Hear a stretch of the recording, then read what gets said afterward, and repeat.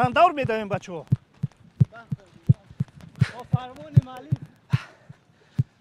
این برنامه فوتبال تاجیک است و چگونه که دیدید ما یک لحظه توانستیم که همگی یک دور با بچه های فوتبال بازی دسته کوکتاش در میدان ذخیروی ورزشگاه مرکزی شهر دوشنبه دور بزنیم. اصولا در اینجا آمادگی های دسته کوکتاش با موسم نو شروع شده است.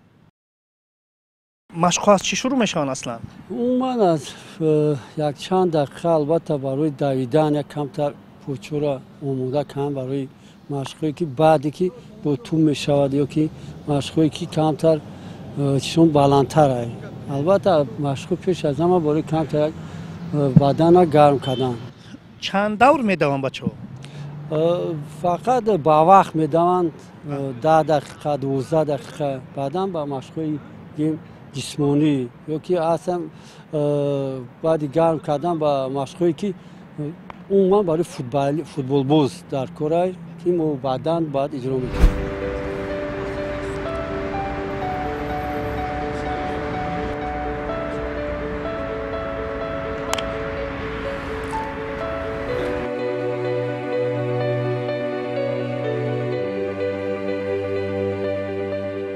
سرمربی کدام وقت با یک بارگی با مشق بچه ها میپردازد؟ چون که در بیشتر موارد همین یاوری سرمربی بیشتری مشق را میگذارد. در شما هم همین خیلی پرینسیپ هست یا اینکه همه مشق را خودتان میگذارونید؟ یگان خیلی مورد پرینسیپ نیست در دسته ما فقط به یاردمچی کار میکنم. فقط یاردمچی من سرمربی دسته دومی ما دسته دوبلیورو هیئت دومی دسته محمد جان رحمانوف میباشد که بگیم وقتی که برای بازیگرا رو گرم کردن با کارهای اساسی محمد جان این کارها را به انجام میرساند. مشق جسمانی شما از چی عبارت است؟ از با اصطلاح روسی разминка, беговые упражнения هست, прыжковые هست, растяжка هست, مثل вносились кама как мушакора гарм میکنیم برای تیارگری که مثل نگروسکایی که معلم میتیه با همون جهت ما باید تیار باشیم. البته 20 دقیقه که با ما جدو کرده میشه تا خودمون با تیاری نگروسکایی فیزیکی تیار کردن مشق تعمیر ما 20 minut وقت داریم پیش از است که خودمون تیار کنیم، موشکمون تیار کنیم.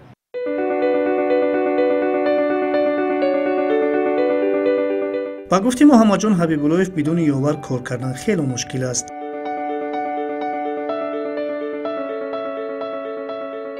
خیلی که من در دیگر دسته‌ها می‌بینم چی دسته‌های تاجیکستان داخلی کشور و اون من وقتی که در درس بودم در دولت بوداپشت در دسته‌های فرنچفرش قریب 7 تا مربی است.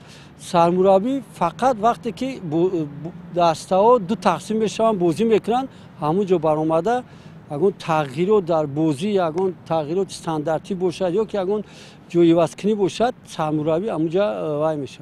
خب از نگاه شما همین چی درست است یا نادرست است که مثلا سرمربیان ما بدون یاوران کار میکنن؟ این نادرست است. البته یاردمچی یک خیلی با دسته یاردم خود را میرسونه. وقتی که سرمربی این فقط یک فکری خودش دارد. لیکن اگر که ما خیلی که در سال گذشته در ریگر تعداد کار میکردیم قریب 5-6 یاردمچی داشتیم و هر یک یاردمچی هم فکری خود عقیده خودش داشت. اومده با ما هم صحبت میشید که اگر معلم این طور کنه که فلان بازیگر را یک سنجیم البته فکری یا چند نفر با خوبتر است.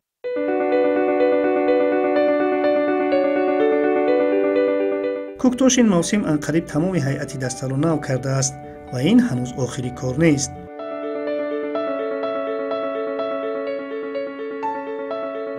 حدود 4 بازیگر از گفتیم دولت ازبکستان نودیربک ابراهیم بازیگری که در دسته کلوب ارتش بازی میکرد و 2 بازیگری که در کوکتاش سال گذشته بازی کردن بنیاد شودیف و محیدین ودیلوف. بعدا ما اکابیر تورایف هم دعوت کردیم صابر بازیگری که در دسته نورسان ازبکستان و با دسته جوانان 23 ساله ازبکستان قهرمان آسیا شده است. در همین روزهای نزدیک فکر میکنم با بازی ممکن دسته لوکوموتیو این بازیگرها در هیئت دسته شوند.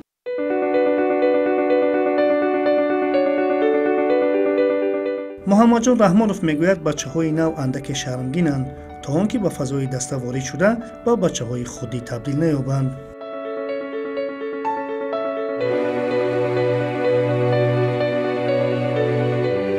навомадагиҳо камкам хичуна канор мекашанд то ҳайати асосӣ дар дохил шидан то контракт кардан шартнома бастан бо онҳо вале ҳеҷ кас аниқ нест ки шартнома мебанда бо мо аз ин лиҳоз камтар хичуна медоранд.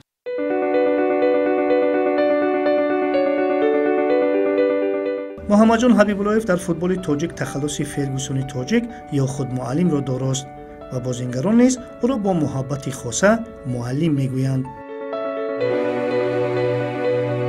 бори аввал чунин тахаллусро аз газета СССР хондам. баъдан вақте ки дар равшан клуб кор мекардам, яке аз мухлисон маро Маврино гуфт. баъдан дар ҳосилот кор мекардам, як мухлис ба худ ба ман як ном мебурдам. ман умуман ба чунин чиё аҳамияте намедиҳам ва аз аввали рӯзи корим ки ман худро ҳамчун муаллим гуфтам ба шогирдон ва мехостам ки ҳама вақт муаллим бонам. агар ҳамин муаллимро ба ягон сармураббии дастаҳои дигари дунявӣ қиёс кунем ба кӣ монандааст? ба фикри ман ба Клоп. Ба Клоп?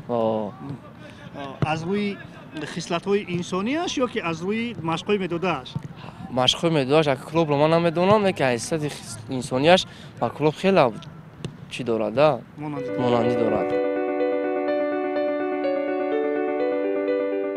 оятулло сафаров аз регар ба куктош гузаштааст ва мо то ҷои имкон бо ӯ атрофи ин гузариш ва дигар мавзӯъҳо бахусус ҳаёти футболбозони тоҷик суҳбат кардем. ҳамин сомо ба дастаи куктош даъват шудем. аз дастаи регар 4 нафар муаллим моро файрод кард. ман, Нозим, Расул, Алишер ва Ораш. бештари бозингарон дар аврупо ки пули зиёд доранд, маоши зиёд мегиранд, албатта дар Малдиву дар дигар ҷоҳо рафта истироҳат мекунад. ҳамин футболбози тоҷик ҳамин истироҳати худро дар куҷо мегузаронад? футболбози тоҷик истироҳати худро дар хона бисёртар кард. барое ки маоши суми тоҷик кам аст, футболистои тоҷик кам аст, барои ҳамон чӣ хел гӯянд кам мерасонад. агар бисёр маош гиранд ха метавонанд бароянд дар дигар шаҳрҳо дам гиранд. аз ҳама маоши зиёд дар кадом даста гирифтаӣ оятулло? ман дар дастаи регар. чанд сум маош мегирифти агар махфӣ набошад? 4700 сомон акам. инҷо шартнома чӣ қадар аст? лиҷа акад аниқ нашудааст. насиб бошад ӯзада бояд аниқ шавад акам. хуб чанд сола шартнома пешниҳод карданд? 1 сола.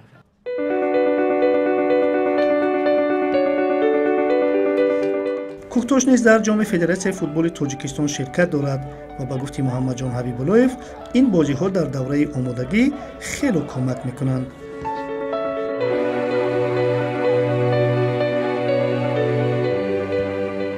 машқи тамринҳои мо метем албатта хуб аст барои бозигаро баъди 3 моҳи танаффус хеле мушкиле ки бо тамрин ба ӯ бигем як чи варзишӣ қариб шавад. лекин вақте ки бигем 2 рӯзпас ё 3 рӯзпас дар як ҳафта як бозӣ ҳам бошад, бозигар бозӣ ба бозӣ як чи хуб умуман машқи тамринҳо и хубтар аст, лекин асос мо дар ин футбол аст. вақте ки мо дар ин бозиҳо иштирок мекунем, на фақат истеъдоди бозигаро, пеш аз ҳама барои мо ҳамун як чи варзишӣ бояд бозигар ба мавсим бояд бигирад.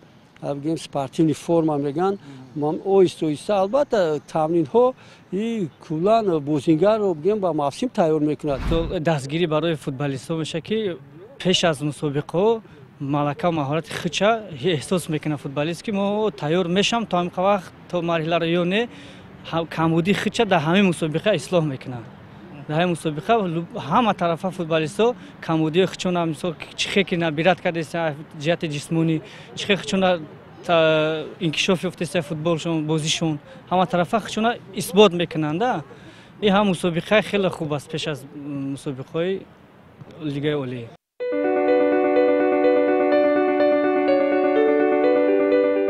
соли пор барои ворид шудани куктош ба сегонаи аввал ҳамагӣ як хол нарасид ва иллати онро муҳаммадҷон ҳабибуллоев чунин шарҳ дод.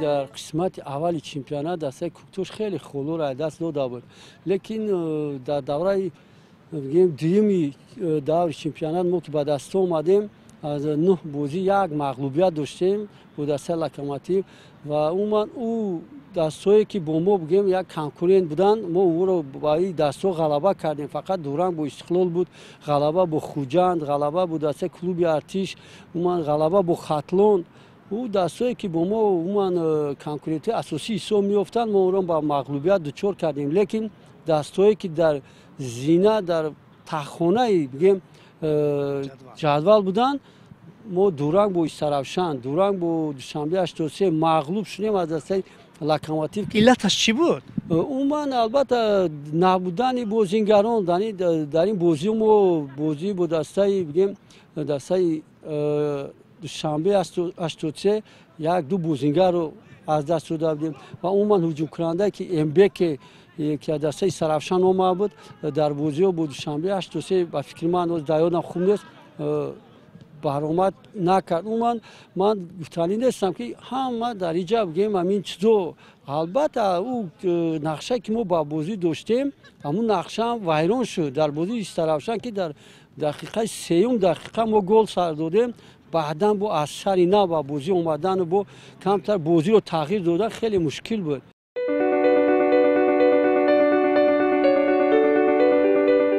موسم گذشته کوکتاش را اصلا دسته سفری گفتن ممکن بود زیرا بیشتر غلبه های کوکتاش در سفر بودند.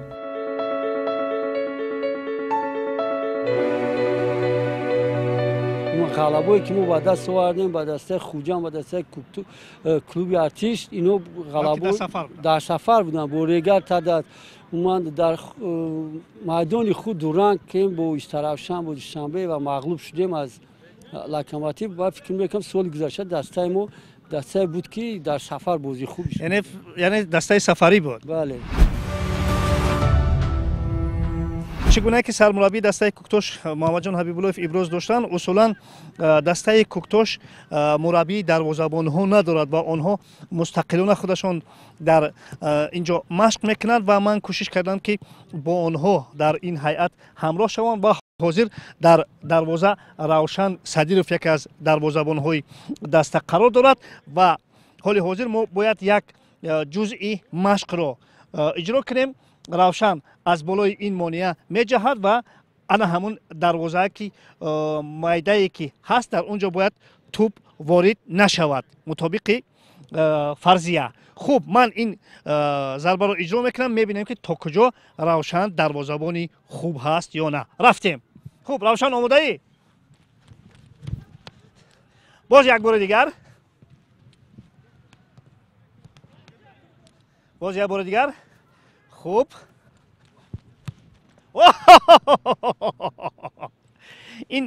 این ضربه را گویا یا مسی یا رونالدو اجرا کرد. دیدید چگونه با مهارت. خوب روشن چی شد که گل سر دادی؟ تیزتر زدم؟ یعنی عیبی من بود. خوب حال حاضر میبینیم که باز روشن یکون بهانه دیگر میابد یا نه. خوب رفتیم. آماده ای روشن؟ 1 2 3. در حقیقت روشن درست گفته است. اینجا اندک علت در من بود که زودتر توپ را زدم. خوب به هر صورت مشق‌های دروازه‌بان‌ها در اینجا ادامه دارد و قربانعلی بابایف به حیث یک دروازه‌بانی با تجربه تر به گروه دروازه‌بان‌های دسته کوکتاش مشق می‌دهد.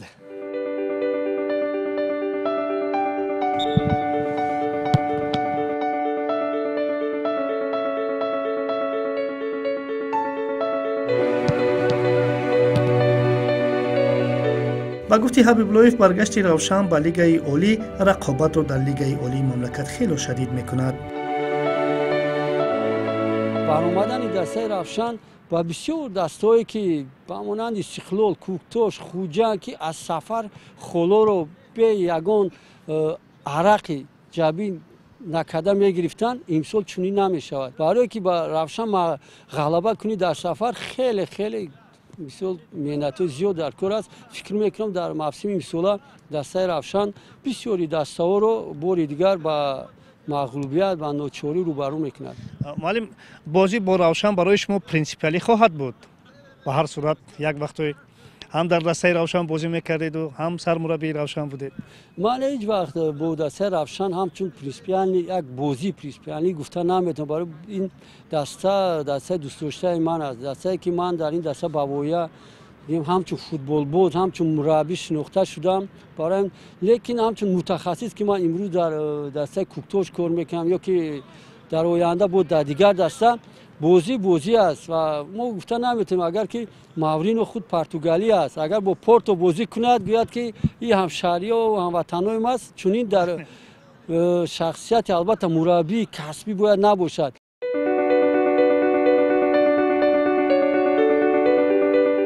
افتشی ریگارو که اصولا بعد غالبیت ها محض با همین دسته او تخلص فرگوسون رو گرفت حبیبالوف خیلی بدر قبول کرد. دسته که 7 کرده قهرمان تاجیکستان یک چند مرتبه دورنده جام تاجیکستان و جام پرزیدنت افریقا امروز در لیگ یکم است و تمام مخلصان البته با چنین یک نظر میکنند دسته که بگیم که امروز در حیات دسته ما بازیگران از خارج کشور هستند میپرسند که چنین دسته در لیگ عالی بود و امروز چی شد که ریگر با این چون حالت رسیده است. ما البته همه وقت در دسته ریگر یک همکاری با مخلصان با اون شخصانی که دسته رو دستگیری میکردن خیلی زیاد بود همکاریمو برای همین یک دیسوزی من هم هست برای که من همچون مربی شناخته با دسته ریگر شدم.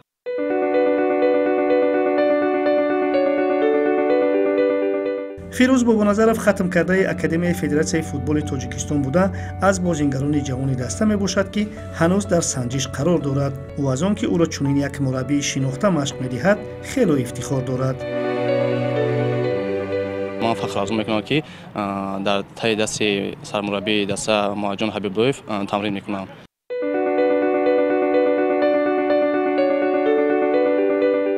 فیروز میگوید مشق اکادمی و مشق اینجا خیلی تفاوت دارد. او باشد تصمیم دارد که در کوکتوش بماند و برای همین به قول در تمرین ها عرق جبین میریزد. خیلی فرق دارد. اونجا مشق دیگه بود اینجا دیگه است چون که اینجا ویش لیگ است برای مشقش هم خیلی دشوار است. این چون اینجا سرمربی دسته مهاجم حبیبالوف است مربی پرتجربه است خیلی مشق‌های خوب می‌دهد.